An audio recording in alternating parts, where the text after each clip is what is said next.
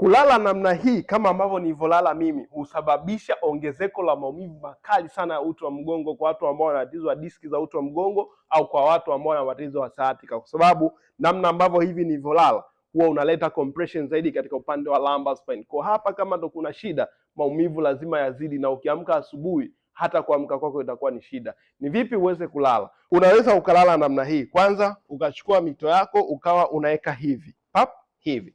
Hii inasaidia kureduce pressure katika upande wa lumbar spine. Lakini njia ya pili ambayo ni nzuri, unaweza ukaweka huu mto huku chini. Hii mito yako ukaweka mto chini huku, ukakaa hivi, ukalala namna hii. Hii ni namna mzuri ya kulala ili kuepusha hali ya compression katika upande wako wa lumbar spine ili kuzuia maumivu yasiendelee. Kwa kama ni mtu ambaye unateseka na maumivu ya uti wa mgongo kwa muda mrefu, unaweza ukawasiliana na sisi kuona ni vipi tunaweza kukusaidia na kukupa ushauri kuweza kuondosha maumivu moja kwa moja. Endelea kufuatilia na share hii video kwa watu wengine.